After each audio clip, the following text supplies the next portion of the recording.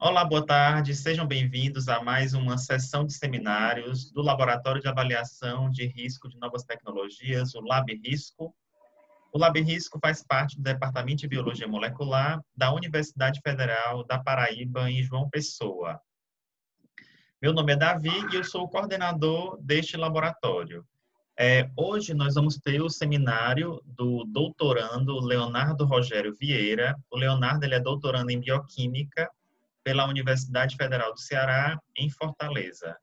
Leonardo, seja bem-vindo e que você tenha uma ótima apresentação. Obrigado. Então, boa tarde, gente. Não vou mais me apresentar, né, por motivos que já fui apresentado, mas gostaria de deixar claro aqui que o tema de hoje que está sendo abordado, o motivo pelo qual eu estou abordando o tema de hoje, né, que é basicamente porque eu vou tratar desse tema no meu projeto de doutorado. Então, hoje a gente vai falar aqui sobre o conceito de Adverse Outcome Pathway, ou também conhecido no português como via de efeito adverso, AOP, em testes de toxicidades de produtos químicos, né? Então, para começar a falar disso, eu gostaria de saber a opinião dos meus colegas, né, que trabalham com avaliação de risco no Lab Risco, sobre o que eles acham, né, qual a opinião deles, qual a opinião de vocês, pessoal, acerca do futuro da avaliação de risco de produtos químicos no século XXI, ou seja, quais são as perspectivas de vocês? Quem quiser falar, só desmutar o telefone e... Eu gostaria de falar. Eu acho que tudo vai ter uma tendência a ser mais automatizado e mais preciso, sabe? Tipo, acho que a gente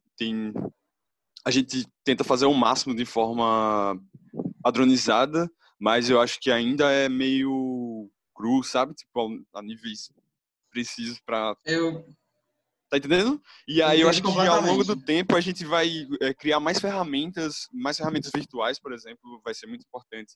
E mais métodos para a gente deixar cada vez mais preciso, sabe? Vai ser muito mais prático fazer esse tipo de avaliação, muito mais rápido e, sabe? Mas a gente faz o que pode agora e a gente consegue ter uma avaliação bem tranquila. É exatamente isso. Mais alguém? Eu acho que talvez em relação... Deixa eu falar rapidinho. Que, como a gente já está nessa era pós-genômica, talvez a bioinformática ela possa trazer uma grande abordagem para que a gente consiga fazer essa avaliação de uma forma mais segura e que tenha respostas assim, mais significativas. Eu também acho que a utilização de animais ela pode vir a ser diminuída em relação à avaliação de risco desses químicos, seja através de coisas relacionadas à informática, como também à cultura celular e etc. E cultura de tecido, alguma coisa assim do tipo. Sim, são tópicos do seminário. Então, mais alguém? Se não, a gente continua. É exatamente sobre isso, gente.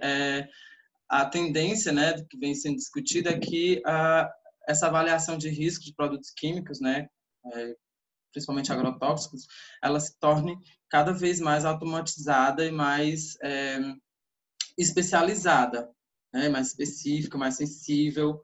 Então, hoje a gente vai falar sobre exatamente um novo modelo, uma nova abordagem que está sendo feita para se estudar a avaliação de risco de poluentes químicos, por exemplo, e outras novas tecnologias, né? Então, para fazer esse seminário, eu utilizei como base esses dois artigos, que é o uso de Adverse Outcome Pathway, ou seja, via de efeito adverso, nos testes de toxicidade química, de químicos, né, desculpa, potenciais vantagens e limitações, e o conceito, e esse outro paper também, o conceito de via de efeito adverso, uma ferramenta pragmática na toxicologia, né? 2 artigos publicados em revistas boas. Esse segundo artigo da Toxicology, ele foi publicado pelo Mathieu Vican, que é um protagonista, né, dentro desse novo método alternativo, né, que é a construção de AOPs.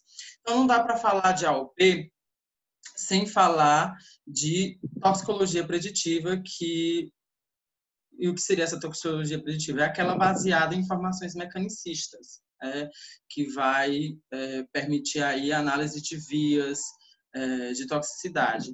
E essa chegada da toxicologia preditiva ela só foi possível com a introdução do conceito de modo de ação, que é justamente o que vai explicar as relações entre um evento molecular inicial e um efeito adverso apical observado. Né? E o que fica entre eles dois seriam todos os eventos, acontecimentos biológicos. Né? O conceito de modo de ação ele foi introduzido originalmente no campo do câncer, né, pela Agência de Proteção Ambiental dos Estados Unidos, mas logo os pesquisadores viram que ele podia ser aplicado em diversas outras áreas. Outro marco para a toxicologia preditiva foi a publicação do relatório da Academia Nacional de Ciência dos Estados Unidos, em 2007, que tratava sobre as perspectivas da toxicologia e dos testes de toxicidade no século XXI. Então, o foco dessa reunião, o que foi mais discutido nessa reunião, foi exatamente o estudo de vias de toxicidade, né? Porque a gente sabe que uma via de toxicidade, uma via celular, quando ela é perturbada em um determinado ponto, ela provoca uma reação, reações em cadeias que vão gerar um efeito adverso. Então, essas vias de toxicidade elas estão bastante alinhadas com o conceito de via de efeito adverso, ou a via, ou Adverse Outcome Pathway, né, do inglês, por isso que a sigla AOP. E um AOP, ele nada mais é do que um modelo conceitual que retrata o conhecimento, todo o conhecimento existente acerca das relações entre um evento inicial molecular e um evento um efeito adverso. Ou seja, por exemplo, vamos dizer aqui, a alquilação de uma proteína provocada por um determinado químico que leva à injúria no fígado ou fibrose hepática, certo? Então, só dando um exemplo. E vale lembrar que o AOP, diferentemente do modo de ação, uma AOP ela é mais ampla. Apesar das definições de AOP e modo de ação serem bastante similares, a gente pode dizer que a AOP é diferente do modo de ação porque ela evolui de um evento inicial molecular e vai até um evento a nível de população. Então, a AOP ela abrange bem mais níveis de organização biológica, né? Individual, populacional, celular, enfim. Então, diversas AOPs estão sendo projetadas, né? Projetadas ou já foram projetadas. Acho que o AOP Wiki, que é um banco de dados para AOPs que estão sendo gerados, que já foram desenvolvidos, tem cerca de 283 AOPs registradas, né? E por causa desse aumento frequente no uso dessa ferramenta, né, que é bastante recente, a OECD, em 2012, lançou um guia de construção, para construção, desenvolvimento, né, e avaliação de AOPs, ou seja, todos os cientistas que tiverem interesse de trabalhar com o desenvolvimento de AOPs para determinadas classes de químicos ou para determinados endpoints apicais, pode estar fazendo isso sob a luz da OECD agora, certo? Então, mas o que é uma AOP?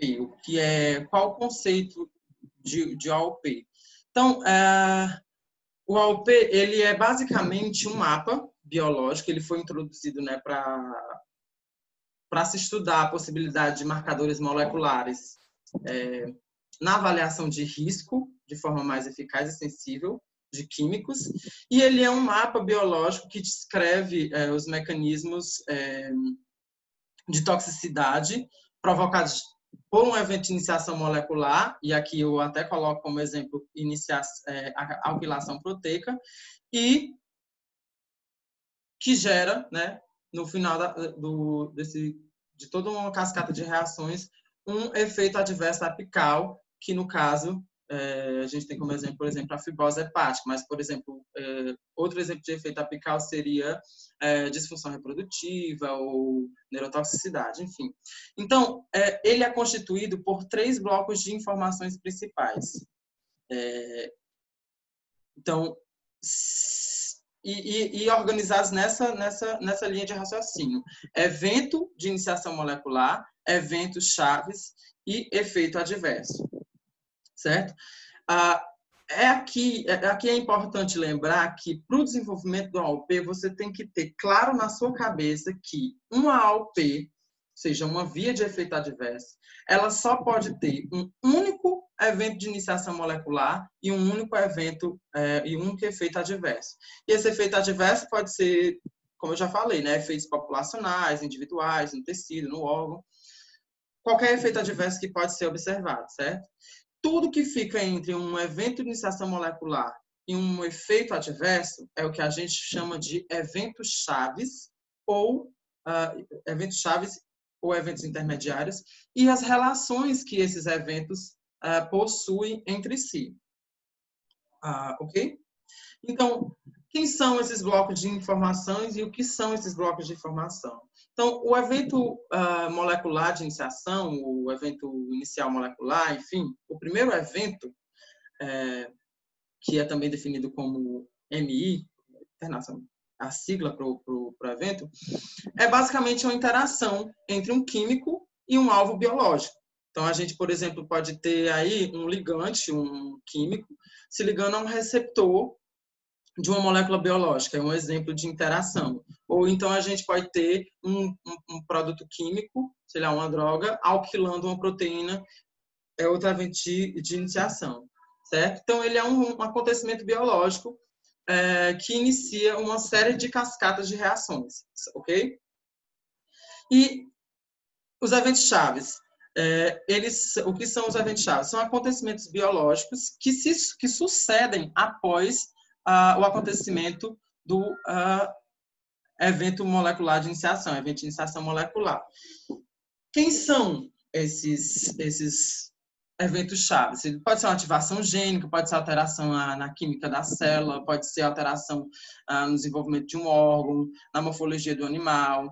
Então, eles são a relação direta entre o evento de iniciação molecular e o efeito adverso observado. E o efeito adverso observado, ele é o quê? Ele é um efeito que eu consigo observar a nível individual ou populacional, né? Provocado por causa de um evento de iniciação molecular. E pode ser morte, pode ser disfunção reprodutiva. Então, eu tenho, por exemplo, a inibição da aromatase, que leva a uma disfunção reprodutiva de peixes, né? Isso é um AOP já bastante estabelecido, já bem estabelecido, e provavelmente, né, quando traz uma redução cumulativa na reprodução desses animais, pode levar à extinção animal, ou seja, são efeitos observados em diversos níveis de organização biológica. Então, como é que se constrói? Qual é o modelo para a construção de AOP? Então, esse modelo, eu trouxe esse modelo aqui para vocês verem de como se organiza a construção de um AOP, que ele foi proposto por Ankley, em 2010, e também pela OECD. Então, inicialmente, a gente tem em um modelo ideal de AOP um químico que tem um tóxico, um poluente que tem diversas propriedades químicas, seja lá ele é eletrofílico e vai acabar gerando um ataque eletrofílico aí nas proteínas da mucosa, da pele, enfim. Então, a gente tem um químico e suas características químicas. Nós temos a macromolécula, que vai interagir com esse químico. E aí pode ser proteína, pode ser DNA, enfim, pode ser um receptor, uma glicoproteína, um carboidrato. E essa interação inicial, ela vai gerar uma série de respostas a nível celular, de órgão, de organismo como um todo e população. Quem são? A nível celular, essas respostas podem ser ativação gênica, produção de proteína, alteração na sinalização. A nível de órgão, a gente tem alteração na fisiologia, disrupção na homeostase. E aí a gente tem a mortalidade ou malformações no organismo, câncer, disfunção reprodutiva e possivelmente uma alteração na estrutura da população ou até mesmo extinção. Então, como que eu quero trabalhar com eu decidi que quero trabalhar com AOPs e que eu quero desenvolver AOPs para, sei lá, por exemplo,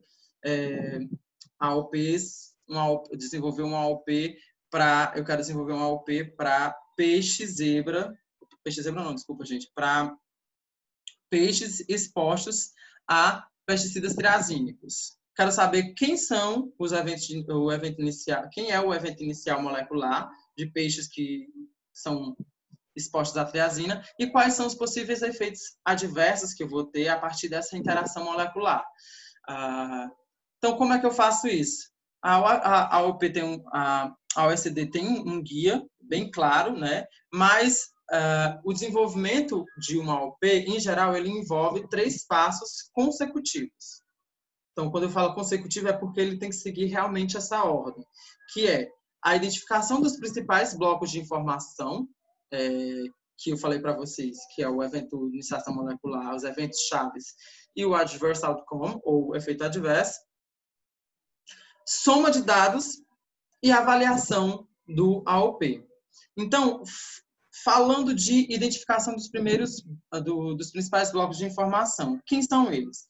Como eu já falei, evento de iniciação molecular e o efeito adverso, que são as 2 âncoras, né, de uma AOP, ou seja, sem um ou sem o outro, você não tem AOP, você tem outra coisa, que não é AOP. E que você não pode ter 2 eventos de iniciação molecular, nem 2 adverse outcomes. Se você tem 2 adverse outcomes, 2 eventos de iniciação molecular, você tem AOPs diferentes. E os meus eventos chaves e as relações entre esses eventos chaves. Então, mas Leonardo, como é que eu vou identificar, como é que eu identifico quem são esses eventos, né? Quem é esse efeito adverso? Então, a identificação dos blocos de informação de uma AOP se dá basicamente através de uma revisão profunda, de uma revisão científica, de uma revisão de literatura científica profunda e bastante específica. Então, se eu quero saber, por exemplo, quais são os efeitos adversos, se eu quero desenvolver, por exemplo, um AOP para peixes que são expostos a triazinas, eu preciso fazer o quê? Fazer uma revisão literária nessa área. Então, eu basicamente vou utilizar, por exemplo, essas 2 palavras-chave, peixe e triazina, e vou procurar em diversos bancos de dados. No meu caso, por exemplo, que tenho interesse em desenvolver, vou utilizar o PubMed, Science Direct, Web of Science e Scopus. E utilizando essas 2 palavras-chave, eu vou localizar todos os artigos que estiverem dentro que possam estar dentro que possam ser encontrados com essas 2 palavras-chave. Depois, o que vai acontecer? Eu vou ter que ler esses artigos, vou ter que estudar esses trabalhos, sistematizar os dados que esses trabalhos possuem. E a partir da sistematização desses dados, da leitura minuciosa de cada trabalho, eu vou conseguir, na minha cabeça, identificar pelo menos quem é o efeito adverso que eu desejo ter no meu AOP e o evento de iniciação molecular. Outra forma de identificar esses blocos de informação é através de dados experimentais, seus ou de outros grupos, né? Por exemplo, se você faz uma revisão de literatura enorme e não encontra qual seria o primeiro evento de iniciação molecular de uma atrazina, por exemplo, com um peixe. Então, você pode bolar experimentos para descobrir qual é a primeira interação, qual é o primeiro evento de iniciação molecular. Né? E os eventos chaves do AOP que vão conectar esse evento de iniciação e esse efeito adverso também vão ser identificados através dessa revisão de literatura e da sistematização dos dados. Quando eu falo em sistematização dos dados, eu falo de de extrair dados como IC50, LC50, alterações gênicas, alterações fisiológicas, morfológicas, colocar isso numa tabela, sabe? E avaliar todos esses dados que você tem para você tentar montar essa estrutura, para você tentar montar esse mapa, certo? Então, tendo isso, você tendo montado, você já tendo na sua cabeça quem são esses eventos de iniciação, evento-chave, efeito adverso, o próximo passo do AUP é a soma dos dados. A soma dos dados nada mais é do que a representação gráfica de toda a sistematização, de toda a leitura que você fez, de toda a revisão literária de literatura que você fez. Então, o seu AUP ele vai ser representado mais ou menos com a estrutura desse AUP aqui para sensibilidade da pele, por exemplo, que foi um AUP desenvolvido pela OECD. Então, essa é a forma mais, a única forma que você tem de até o momento, né, pelo menos, a única forma que você tem de representar os dados e o seu AUP e publicar. Então, a próxima fase do AUP vai ser o quê? A avaliação dele. É o próximo passo. E essa avaliação ela se dá de duas formas. A primeira é através da avaliação do peso da evidência. Então, nesse momento, você vai fazer a aplicação dos critérios de Bradford e Hill, 1965, foram propostos há muito tempo. Né? E o que é essa aplicação desses critérios? Basicamente, você vai discutir no AUP que você propôs, né? E através da sistematização dos dados que você fez, e da leitura que você teve, qual é a concordância da dose-resposta, qual é a concordância e as relações entre as doses e a resposta que você está observando no seu AUP. Será que esse AUP, será que dentro desse AUP os eventos chaves e os efeitos adversos, eles estão temporalmente organizados de forma correta? Porque eu digo, não tem como você ter uma neurotoxicidade, não tem como você ter, por exemplo, a inibição de acetilcolinesterase, que é um evento-chave, após a morte de um animal, que é o efeito adverso. Vocês entendem? Então, será que a organização temporal desse meu AUP, ela está correta? Você vai também discutir isso com base nos dados da literatura e das evidências. Enfim, a força, a consistência, a plausibilidade biológica também são outros critérios que você tem que aplicar e discutir no seu AUP. Mecanismos logicamente alternativos. E a segunda parte da avaliação do AUP é a resposta, é você responder questões chaves que foram propostas pela OECD, né, como forma de avaliar a confiabilidade e a robustez do seu AUP. Quais são essas perguntas que você tem que responder também através de revisão e discussão dentro do seu AUP, para você garantir a confiança desse AUP. Então, será que o quão bem o meu AUP foi caracterizado? Né? De acordo com as evidências científicas, todos os dados empíricos que foram tratados durante a elaboração do AUP. O quão bem os eventos-chave e de iniciação molecular são ligados ao efeito adverso, por exemplo, também, né? Quais são as limitações de acordo do seu AUP, de acordo com com a evidência que tem na literatura? Você tem que apresentar as limitações do seu AUP. É mandatório. Será que o meu AUP ele é específico para um determinado tecido, para um determinado estágio de vida ou para uma classe, né? Para uma classe de idades? E por último, mas não menos importante, será que meus eventos chaves de iniciação molecular, eles são esperados para estarem conservados dentro de um determinado táxon, seja lá vertebrados, animal, enfim, reino eucária? Isso tem que ser analisado também, tem que ser discutido também de acordo com as evidências na literatura científica. Então, eu trago aqui para vocês alguns exemplos de AOPs que já foram desenvolvidos, estão depositados no banco de dados como a AOP Knowledge e a AOP Wiki. E um deles é o AOP da inibição de aromatase, levando à disfunção reprodutiva de peixe, que é um AOP bastante interessante para o nosso grupo, porque, visto que o foco do nosso grupo é justamente entender, né, como é que alguns poluentes químicos afetam vertebrados aquáticos como peixes, né?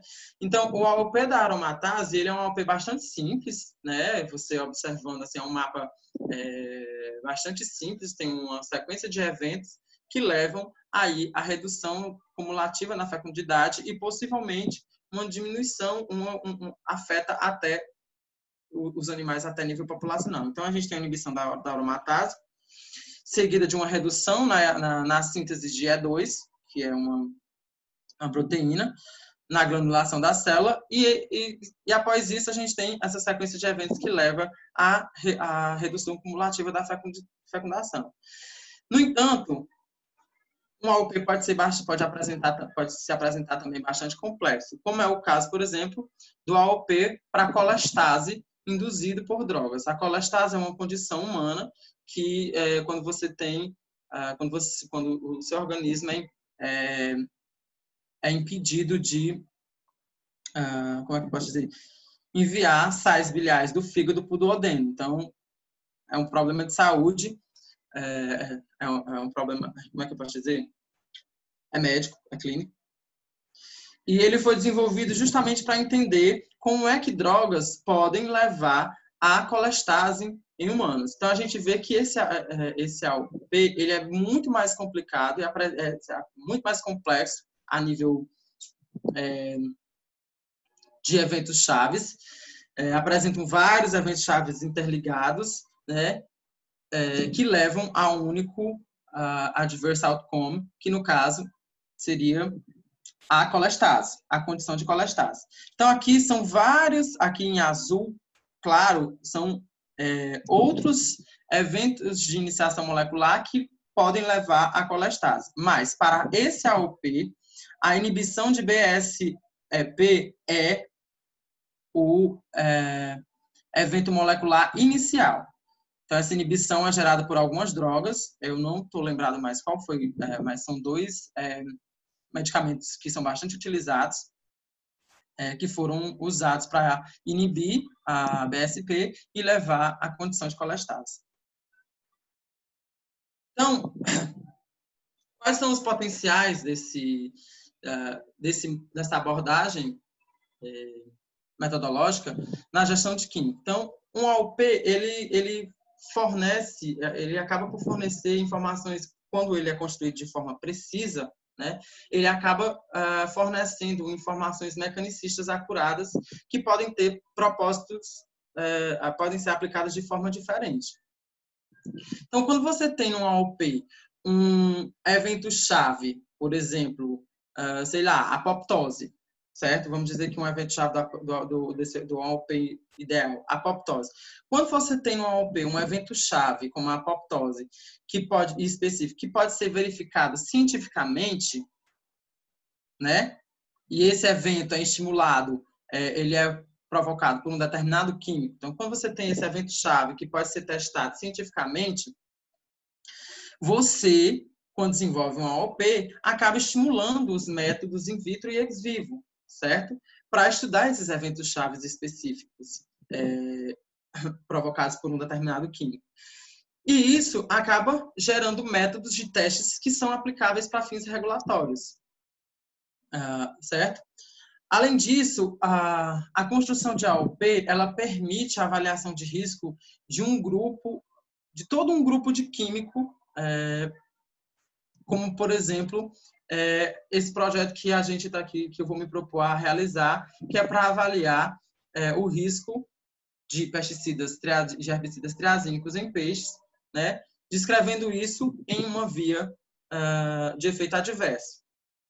Então, desde que esses químicos eles possuam um único evento molecular de iniciação em comum, eu posso, sim, desenvolver uma via de efeito adverso que pode ser aplicada para toda uma classe de produtos químicos, certo?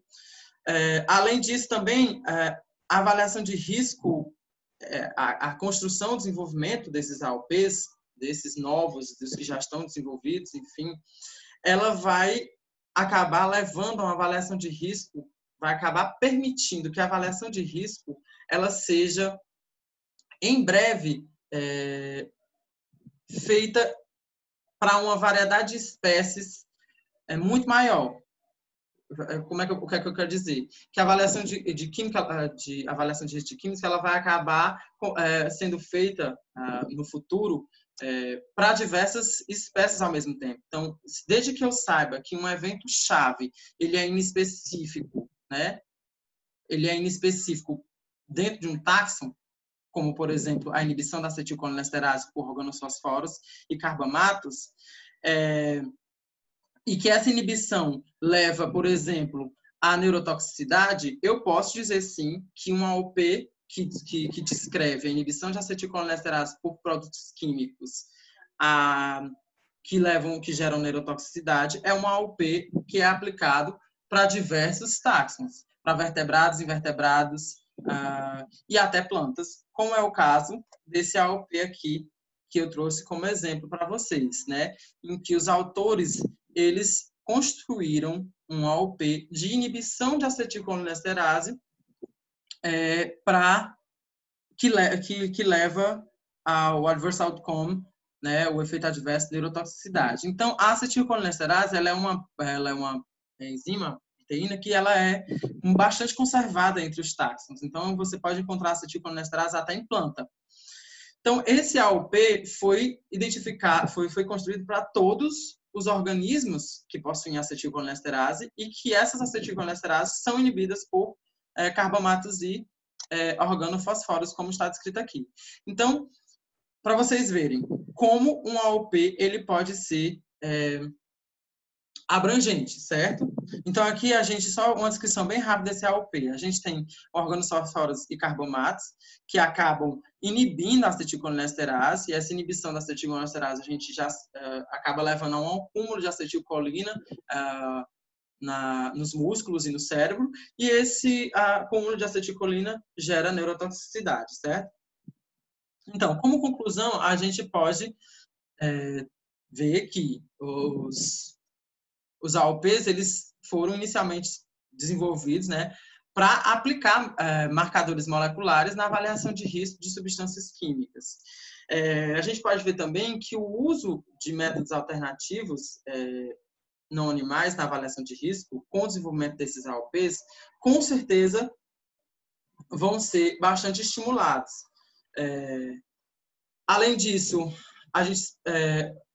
a utilização dessa abordagem para estudo de toxicidade pode ser considerada um marco histórico que muda o atual paradigma da gestão de químicos, né, e na avaliação de risco.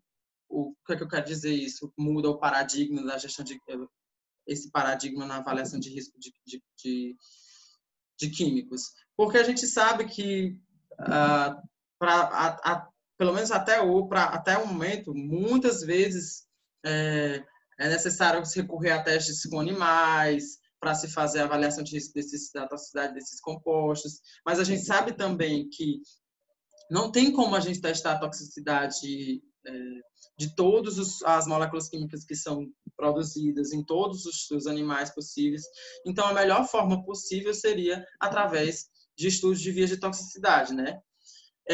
No mais, a construção desses AOPs vai também, o desenvolvimento desses AOPs, de utilização dessa abordagem, vai acabar levando a um gerenciamento de químicos de uma forma mais eficaz, né? No mais, é isso. E eu agradeço a atenção de todos vocês. Ótimo, Léo.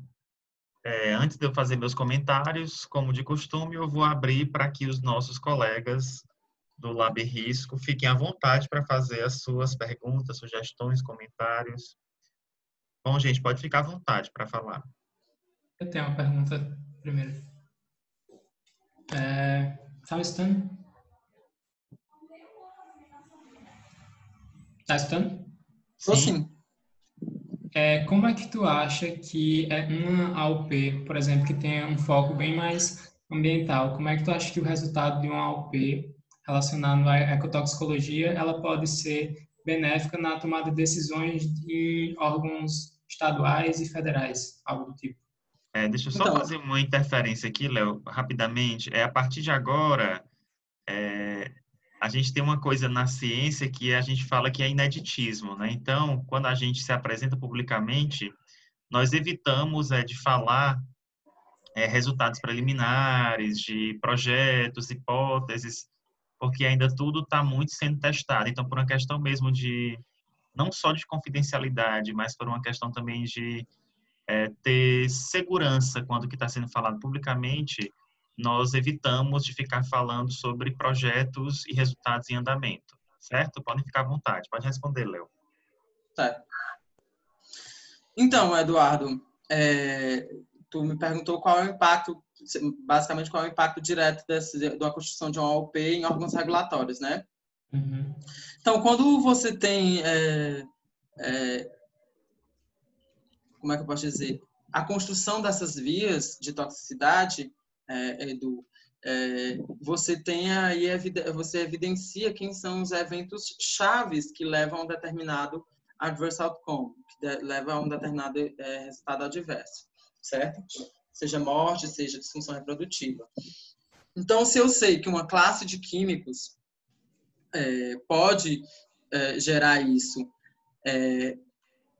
gerar todos esses resultados e que eu tenho, como é que eu posso dizer, que eu consigo quantificar esses eventos moleculares, né, esses eventos chaves, eu posso, por exemplo, dizer que há uma concentrações de atrazina que são encontradas, sei lá, concentrações ambientais de atrazina de até 30 nanograma por litro podem gerar um efeito adverso X, pode levar à apoptose de um animal. Então, eu, como órgão regulatório, o que é que eu tenho que fazer? Eu tenho que assegurar que concentrações de atrazina a essa determinada a 30 nanogramas por litro, ela não chegue a acontecer em ambientes aquáticos.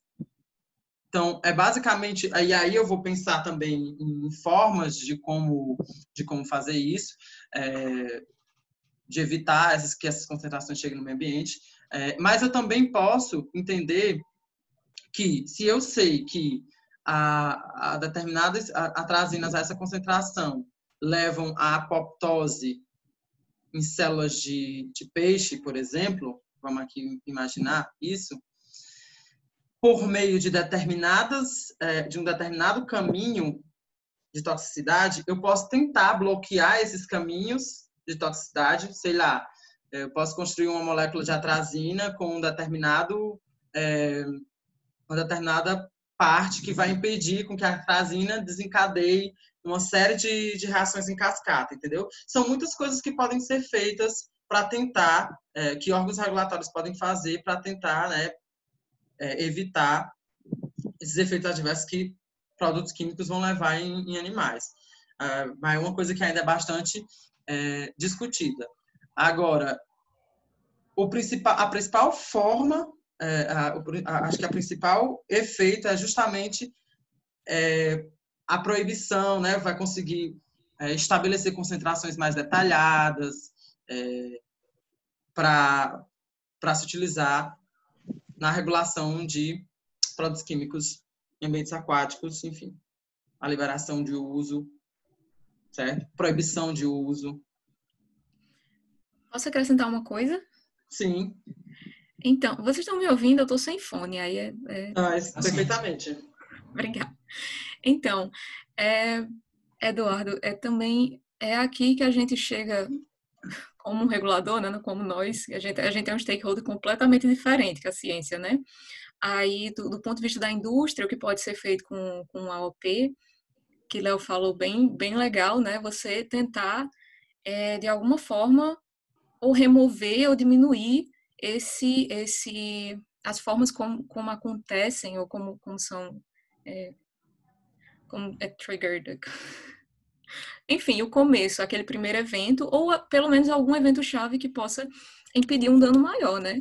E como regulador, você ainda pode tentar, ou mesmo como indústria, né? Você ainda pode tentar sugerir, tá aqui o AOP, certo? Então funciona assim, assim, assado.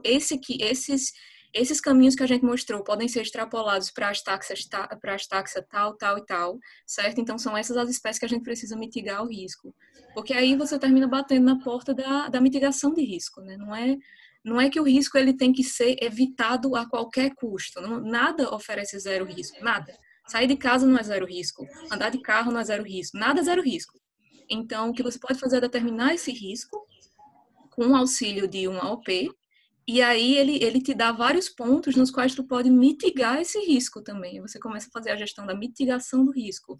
Então, por exemplo, se você sabe que ele afeta uma determinada molécula em animais aquáticos nessa concentração, tu pode, de repente, recomendar que não pode ser utilizado perto de rios, a fim de manter essa concentração baixa nas águas. Enfim, não sei se eu consegui acrescentar alguma coisa. Sim, demais, Marta. Essa equipe multidisciplinar é ótima por causa disso. Mas eu também tenho uma pergunta, se já tiver acabado. Posso? Já acabou, Edu? Pode sim. Não tô perguntando, mas pode perguntar. Então eu vou pegar, deixa. Porque, Léo, eu não tem como a pessoa começar a ler em toxicologia e não bater numa AOP, né? Então, você termina lendo uma coisinha ou outra. Mas uma impressão que eu tive, ou uma impressão que pelo menos estava na minha cabeça, é que o evento de iniciação molecular, ele necessariamente envolvia um componente genético. Pode ser porque tudo que eu vejo com AOP, o povo usa ferramentas ômicas. A esmagadoramente o pessoal usa genômica, né? E aí eu fiquei, mas tu usasse muito esse exemplo da alquilação de proteínas, né? Que embora ela possa acontecer no DNA, a alquilação de proteínas é um evento pós-translacional. E aí eu fiquei me perguntando se esse evento inicial, esse evento molecular inicial, se ele necessariamente precisa envolver um componente genético ou não. Não, eu acho que no final das contas, precisa envolver um componente genético, né? Porque, por exemplo, uma determinada reação acontecer entre um poluente e um receptor biológico, é necessário que o animal tenha aquele receptor biológico. Então, é necessário que aquele animal precisa, sim, expressar aquele receptor biológico, entendeu?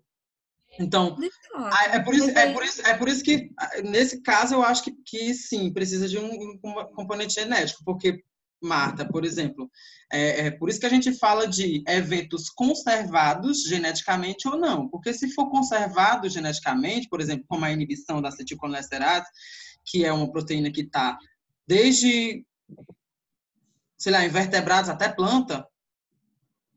Então, eu posso dizer que aquele AOP, ele é fortemente influenciado por um componente genético, né? Que é a conservação desse gene que expressa a acetilcolinesterase. Sim, pode falar. Desculpe. Mas então, a interação com o DNA ou com algum componente epigenético não seria necessário? Não seria necessário. Certo. Não seria necessário. É tanto que que um AOP para fibrose hepática, gente, ele é provocado pela exposição das células epiteliais a determinados químicos que eu não estou lembrado mais agora. Mas, enfim, esses químicos acabam levando à alquilação de proteínas específicas na pele. E isso leva à fibrose hepática, certo? Entendeu? Mas, enfim, o evento de iniciação molecular, ele é qualquer coisa, qualquer interação, qualquer resposta, qualquer evento que ocorra a nível molecular, macromolecular. Seja ligação de uma proteína com um pesticida, um ataque eletrofílico na proteína, ou a ligação de DNA com determinados compostos, enfim, metilação de DNA, indução de genes, mas é isso, basicamente isso. Arrasou, Eduardo. Obrigada. Só porque eu já estou com a palavra, eu queria fazer uma pergunta pequena. Posso, Sim. Eduardo? Pode. Só porque eu fiquei, talvez qualquer um dos biólogos possa me responder, mas eu fiquei curiosa. Eu fiquei curiosa porque você mencionou que a acetilcolinesterase tem até em planta. Eu fiquei pensando, o que é que faz uma acetilcolinesterase numa planta? Pois é. Ela não tem a mesma função. O que eu sei é que a acetilcolinesterase em plantas, ela não tem a mesma função que em organismos, em animais, por motivos de que planta não tem sistema nervoso. Mas eu confesso que eu vou te ficar devendo essa. Quais são os papéis? Se o Davi souber me socorrer. Eu estou pesquisando no Google. Eu olho aí. Vamos pesquisando aí, gente. E tragam para cá também. Tá bem, gente. Desculpa. Joguem as perguntas. História, né? Então, eu passo a bola para Eduardo. Não, mas o pior é que quando a gente leu esse artigo, a gente foi discutir sobre isso. Eu lembro que eu só esqueci qual foi a conclusão da discussão. Eu achei o máximo, bicho. Eu achei o máximo. Gente, acetilcolinesterase em planta. Eu preciso saber o que é isso agora. Então, esse AOP, ele inclui até as plantas. Ele inclui até planta também. Quem mais? Eduardo, que vai perguntar? É mais para tirar uma dúvida sobre o que eu fiquei na apresentação, porque tu usou o exemplo de uma AOP relacionada ao câncer, que tu falou que tinha que ter um evento inicial e tinha esse efeito adverso. E aí eu fiquei pensando que o câncer é uma doença super multifatorial, que tem várias coisas que estão relacionadas e que às vezes é complicado você relacionar uma única coisa exatamente a uma doença. Eu fiquei pensando como é que isso é tratado dentro de uma AOP, por exemplo, um câncer que tem diversas vias de levar ao desenvolvimento de uma célula cancerosa e como é que a gente consegue fazer essa restrição de uma única coisa, ligando assim. É porque, assim, Eduardo, o conselho que a OECD basicamente dá para você que vai desenvolver um AOP nesse nível de complexidade é que você tem que focar nos eventos que são toxicologicamente relevantes. Você tem que tratar dos eventos que são toxicamente relevantes. Então, por mais que o câncer, um determinado tipo de câncer, ele seja provocado por diversos fatores, naquele momento a gente está analisando um fator X em específico. Seja lá, por exemplo, câncer por causa de exposição de raios, por causa da exposição exagerada a raios UV. A gente tem que tratar apenas disso. Porque se a gente for tentar abordar todos os eventos biológicos que podem levar a um câncer de pele, a gente vai se perder e o AOP não vai ser construído, entendeu? Tá, entendi. Basicamente, esse o negócio. É foco no que você está querendo desenvolver. O que é que eu quero e o que é que qual é o meu evento de iniciação molecular e o que é que isso vai levar. Então, se eu tenho que exposição UV gerar câncer, eu vou descrever tudo que tem, todas as relações entre a exposição UV e o câncer de pele. Pronto. Entendeu? Entendi. Valeu. Pronto, aqui esclarecendo a pergunta da Marta, eu achei aqui via Google, tem um artigo de 1991, que é um review de Tretin e Kendrick, na revista The Botanical Review, que é muito comum a atividade de acetilcolinesterase em plantas, extremamente comum, e ela existe porque existe também a síntese de colina, especialmente nas folhas das plantas. E o papel da colina nas plantas está relacionado ao crescimento das plantas controladas pelos fitocromos e também no desenvolvimento das plantas. Acredito que tenha em artigos mais novos, né, deva ter mais dados atuais sobre esse tipo de função da colina e da acetilcolinesterase, mas acho que já dá para dar uma luz, né, para a pergunta da Marta. Ai, professor, obrigada. Eu vou até dizer que eu também googlei. E eu achei Achei um livro também que menciona uma possível participação como segundo mensageiro. Sim. E aí eu fico, nossa, é uma molécula enorme, né, para ser segundo mensageiro, mas tá aí a minha ignorância sobre planta. Eu não sei se o segundo mensageiro em planta precisa ser pequenininho como o de nós. Não, tá, vai longe, né? Enfim, mais perguntas, né? Gente, para o Léo? Perguntas podem ser as mais diversas, tá? Desde... eu acho que tem mais uma. Pergunta, então. É necessário fazer algum teste de bancada ou tudo que desenvolve no AOP é tudo fazendo coleta de dados de LC50, datas de publicação, de efeitos e etc., que tu consegue colocar dentro de uma tabela? Essa é a primeira pergunta para eu fazer a segunda pergunta. Tá, pera. Então, para essa pergunta, não é necessário que você todo o seu AOP seja construído apenas em cima de resultados já publicados. Agora, é essencial que se tenha muita coisa, que se tenha falado muito sobre o tema que você está abordando. Porque a ideia é justamente essa, de redução, né, de uso de animais para testes, enfim, para desvendar mecanismos de toxicidade. Então, o ideal é que antes de você pensar em construir um AOP, você vá verificar na literatura se tem trabalho suficiente para você revisar e tentar montar esse AOP. Por quê? Eu digo isso porque, por exemplo, esse AOP da acetilcolinesterase, da inibição de acetilcolinesterase, ele foi construído em cima de 3.443 papers, certo? Então, foi uma revisão, eles procuraram basicamente uma revisão usando acetilcolinesterase, inibição, organofosforo e carbamato. E eles encontraram esse número de papers exorbitante.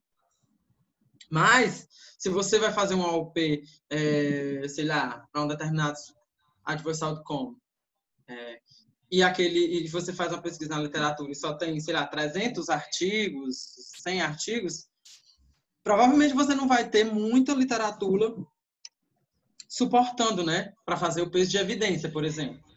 Mas se você faz toda a sua revisão, estabelece vários eventos chaves e uma adverse outcome, mas não descobre o evento de iniciação molecular, você pode recorrer à bancada também, para poder descobrir esse evento de iniciação molecular. E o mais importante de tudo que se estão fazendo agora é fazendo experimentos né, utilizando tecnologias ômicas, ensaios in vitro, ex vivo, enfim, para avaliar testar a robustez e a confiabilidade do AOP.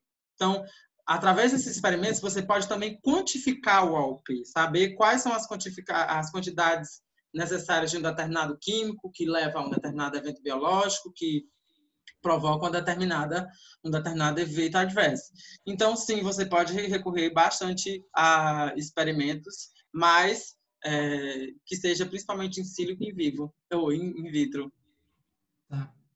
É porque eu estava na minha cabeça que era basicamente as AOPs, elas eram construídas fazendo essa coleta de LC50 de dados. Aí eu ia perguntar se fosse só coisas tipo fazendo de revisão, se seria ignorância da minha parte perguntar se a AOP seria uma revisão gourmet, já que estava só fazendo essas coletas de dados e organizando de forma diferente de uma revisão. Mas como tem essa parte de in sílico e de ensaios in vitro, então necessariamente é um trabalho. E aí me surgiu uma outra pergunta agora. Vamos para a revisão gourmet. A gente parou na revisão gourmet. Para a revisão gourmet, não, porque, como eu falei, você pode... uma revisão é algo bastante qualitativo. O AOP também ele pode ser produzido de uma forma qualitativa e depois pode ser expresso em formas quantitativas, né? E para isso você tem que realizar ensaios, enfim. Mas eu acho que não seria uma revisão gourmet, porque você tem, na verdade, uma forma de... suportar a confiança daquilo que você está falando, sabe? Porque você faz uma representação gráfica de uma via, imagine, você faz uma representação gráfica de uma via metabólica ou de uma via de toxicidade e pronto, é isso? Não, você tem que submeter a sua análise, a construção do seu mapa, do seu fluxograma, há critérios que existem, que têm que ser discutidos, e que se não for, que se você avaliar e todos os critérios, tem que estar todos, e todos os critérios não forem, e o seu AOP não tiver de acordo com todos os critérios, você não tem um AOP, você tem só uma revisão. Você não pode nem publicar aquilo, entendeu? Né? E do Eu tenho ponto outra de vista pergunta. Posso só completar dentro dessa coisa? Do ponto de vista da regulação, Eduardo, tem a questão de que não é porque a informação existe que ela vai ser usada pelo regulador. O regulador precisa saber priorizar e padronizar a informação. Então, o AOP, ele não é uma mudança de paradigma só porque o cabo disse, vamos organizar diferente. É porque esse é um jeito... Minto. Na verdade, é uma mudança de paradigma, porque o simples olhar para as coisas e dizer, olha, é assim que a gente pode organizar, sistematizar e padronizar os esforços que estão acontecendo. É uma forma nem só de evitar testes desnecessários, como é uma forma de fazer digamos assim, uma pintura compreensiva para o seu público-alvo, que é muito importante na hora da tomada de decisão mesmo, porque né, o cientista, não precisa ser o regulador, mas um stakeholder diferente, pode organizar de uma forma compreensiva as informações-chave, não só os eventos-chave, mas as informações-chave dentro da enormidade de literatura que às vezes tem, muitas vezes é muita coisa repetida, muita coisa inconsistente, muita coisa que, enfim, do ponto de vista do regulador, não dá para usar, certo?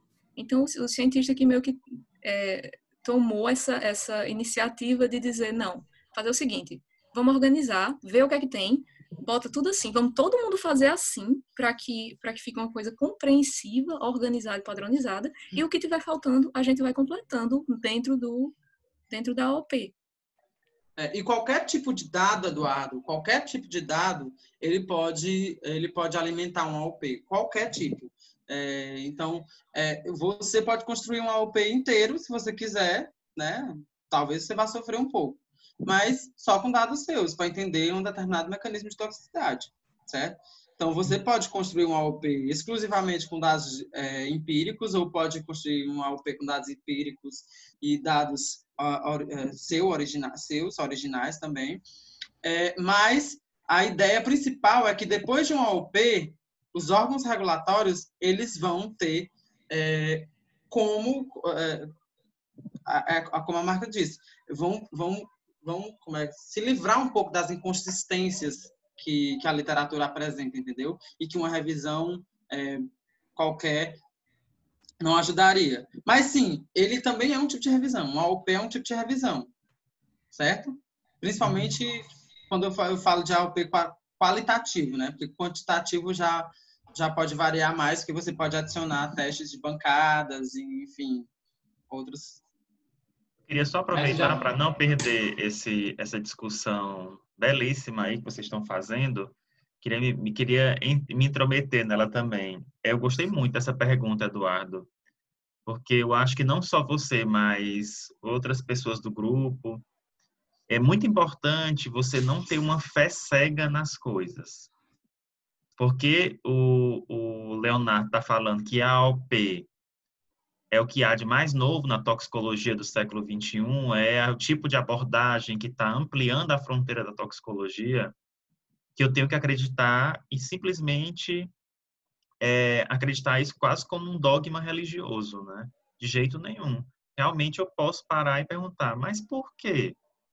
O que é que isso daí tem de fato diferente de uma revisão que eu já vi tantas, que eu já leio tantas?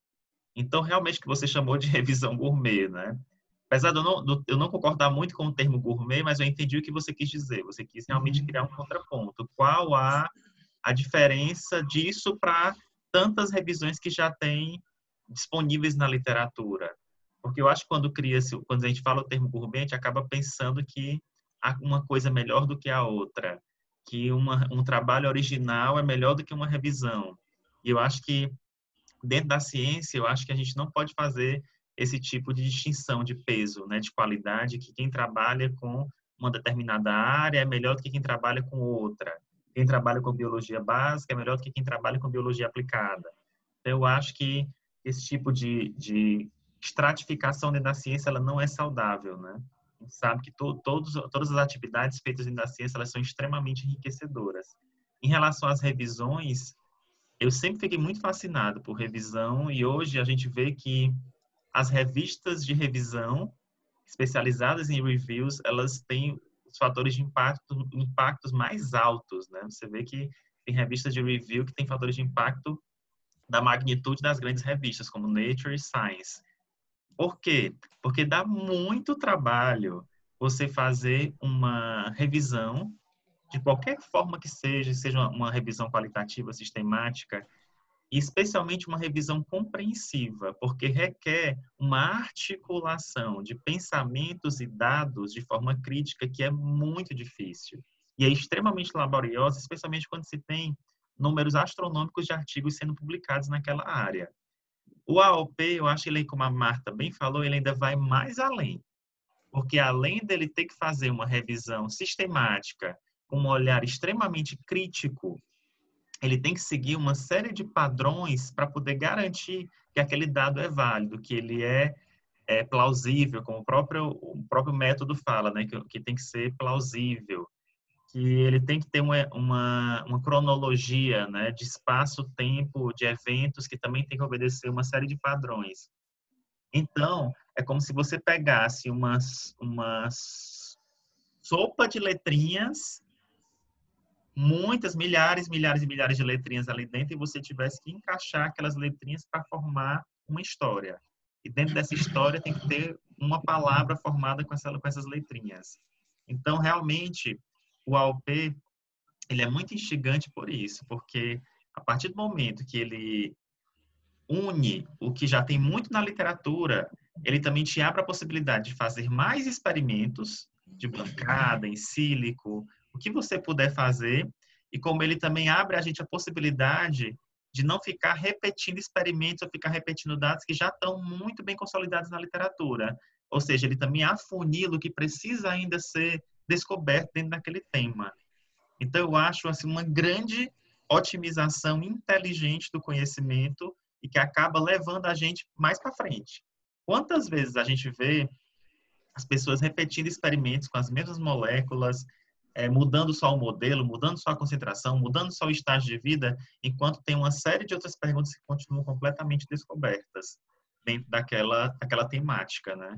Então, eu acho que o AOP, ele realmente vem para otimizar toda essa quantidade absurda de informações. Eu lembro que quando eu comecei a ter contato com a parte de transcriptômica, eu nunca esqueci que quando eu voltei para defender minha tese e tal, eu lembro que eu ouvi um professor, esse professor era assim bem questionador, e ele dizia, eu lembro dele assistindo alguma coisa, na época era microarranjo, ainda nem se falava em sequenciamento de última geração.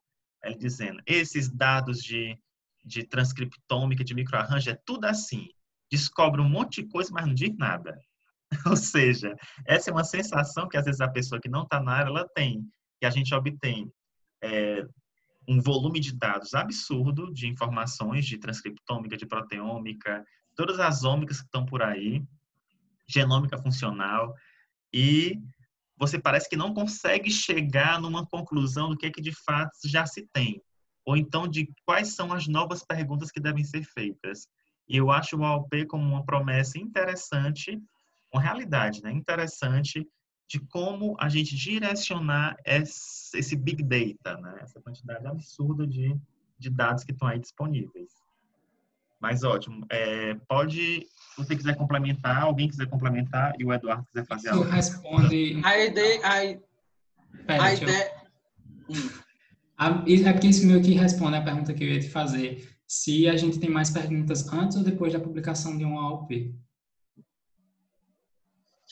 Eu acredito que você vai ter mais perguntas após a construção de uma AOP, né? Porque a primeira impressão é que a AOP vai ser publicada e vai meio que bater um martelo sobre tudo que já tem. Não. Mas quando você começa a pensar de outra forma, abre meio como o professor Davi agora falou. O que acontece é que a AOP, ela vai depois que ela é construída, ela vai lhe permitir ser mais específico e tratar de eventos de forma mais específica. Então, quando você tem uma AOP construída, que você sabe, como eu falei, que sabe que um evento-chave que está dentro dessa AOP, ele é quantificável, ele pode ser testado experimentalmente isolado, você pode trabalhar em cima de desenvolver, por exemplo, métodos para quantificar, né, esses eventos. Então, você vai ter um desenvolvimento de outras alternativas para estudar as perguntas que vão surgir em cima dessa AOP. Você vai, na verdade, é basicamente o início de algo novo. Então, aqui já se fala de construção de redes de AOP, já tem bancos de dados que estão construindo rede de AOPs para tentar interligar os eventos em comuns entre uma AOP e outra, para tentar entender como é que isso funciona. Então, muitas questões vão ser levantadas. O que é que eu posso fazer, por exemplo, para bloquear essa alquilação de proteínas por determinado químico? O que é que eu posso fazer para bloquear a apoptose que vai ser gerada por essa alquilação, vamos dizer, está sendo tudo aqui no campo do ideal, né, da ideia, para bloquear essa apoptose que vai levar mais tarde a, uma cardiotoxicidade. Entendeu? Então, as perguntas que vão ser... Na verdade, vão surgir várias perguntas em cima dos diversos eventos-chave. Você vai com um evento-chave desse tamanho aqui, uma AOP com desse tanto de eventos-chaves aqui, eu me pergunto, o que é que eu posso fazer aqui para impedir essa inibição? Como é? Então, não vai acabar. Na verdade, eu acho que as perguntas... Você termina o AOP provavelmente com mais perguntas do que quando você começou. Porque quando você começa, eu vou basicamente dizer que quem é o meu evento inicial molecular e qual é o meu adversário do campo que ele gera. Vou ler e vou tentar entender e construir um mapa para isso. Mas depois que você tem esse mapa complexo dessa forma, isso aqui nem é um AOP complexo. Porque ele tem vários eventos acontecendo, mas muitos dos eventos estão acontecendo a nível celular. Um AOP complexo, com uma complexidade enorme, vai ser aquele AOP que tem vários eventos chaves em diferentes níveis de organização celular, tá? Sabe? Então, a nível macromolecular, celular, tecidual, de órgão, de animal, de indivíduo, de população. Imagina aí, o quanto de pergunta que você não vai ter num AOP que aborda todo esse tipo de organizações celulares com eventos chaves. Bem, eu acho também que é ter uma visão que a AOP é dinâmico e a gente vai ficar cada vez mais assim lúcido em relação a saber que quase nada, eu não quero falar nada porque é muito difícil falar nada, mas quase nada em ciência é fechado, é sólido, é completamente todas até várias grandes teorias já foram modificadas, né? Então, a gente tem que entender que o AOP, e ele é bom por isso, porque ele é dinâmico, ele pode ser atualizado, ele pode ser ampliado. Exatamente. Então, isso é muito potente para uma ferramenta, né? Essa possibilidade dela ser updated, né? Ela ser expandida. Isso é muito bom. Na verdade, o que é mais interessante é que a partir do momento que você desenvolve um AOP, desde que você continue nessa área, você continue também atualizando o seu AOP. Quase, sei lá, construir um AOP para inibição de acetilcolinesterase. Beleza. Agora vamos fazer uma atualização aqui para... Vamos quantificar esses eventos chaves dentro do... Entendeu? Vamos saber como é que eles funcionam através de realização de experimentos, e aí depois a gente atualiza esse AOP, como foi um estudo que eu vi recente, né? Que inclusive para de indução de colestase por drogas, que eles publicaram esse AOP, mas 7 anos depois eles foram lá e refizeram algumas análises, né? Obviamente que não vão refazer todo o AOP, né? Mas eles construíram um trabalho que suportava a confiabilidade e a robustez desse AOP de indução de colestase por drogas, entendeu? Através de experimentos, de dados que eles reanalisaram, enfim. Então, é uma coisa que você pode estar... por isso que construíram a ferramenta chamada AOP Wiki. Não é à toa. É porque você pode estar lá editando também. A Wikipédia AOP, sabe? Você pode estar direto atualizando. Então, tem vários bancos de dados que são constantemente atualizados em relação aos AOPs que estão sendo projetados ou que já foram. Mais alguém quer fazer algum comentário para o Léo? Bom, gente, já que ninguém se manifestou, Léo, eu tinha feito algumas perguntas que já foram respondidas tinha algumas perguntas para fazer que já foram respondidas. A minha pergunta é bem tranquila mesmo, mas eu acho que ela pode atender a uma audiência bem ampla, e é como que uma AOP pode funcionar como um método que está alinhado ao princípio dos 3 R's da experimentação animal, o de reduzir, refinar e substituir a experimentação animal. Então, o AOP, por si só, eu acho que, na verdade, o desenvolvimento e a ideia da construção do modelo, da estrutura de AOPs, o uso dessa abordagem, ele já foi feito justamente com base no princípio dos 3 R's, né? Que é redução, substituição e refinamento.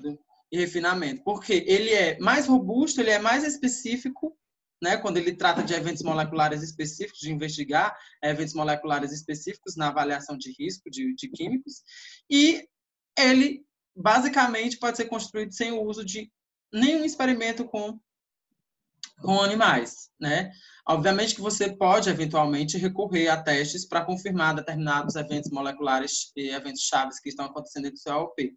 Mas, veja, você vai fazer um experimento para tratar de um evento em específico. Veja o quão específico e robusto é uma ferramenta dessa, né?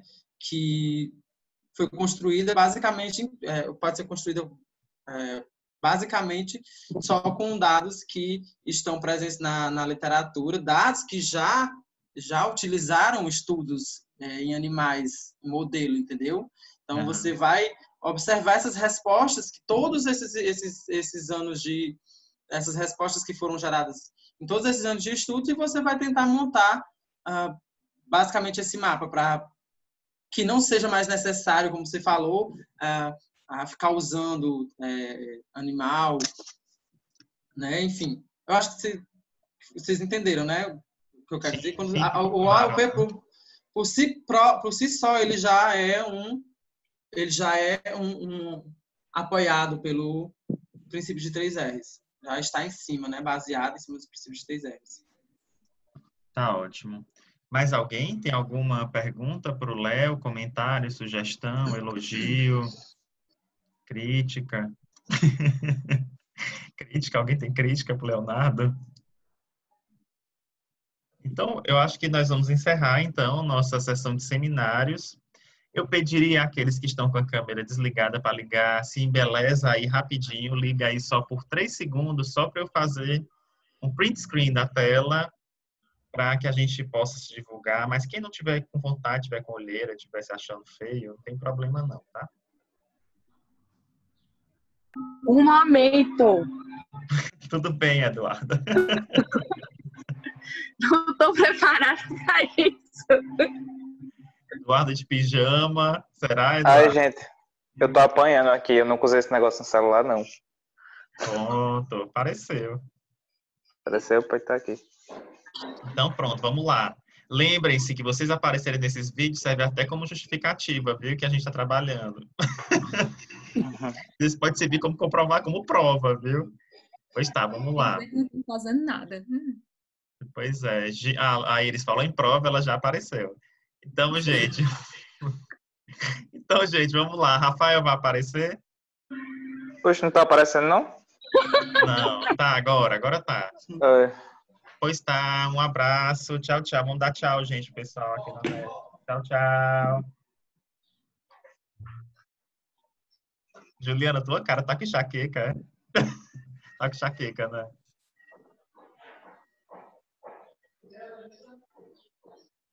Não, é outras coisas.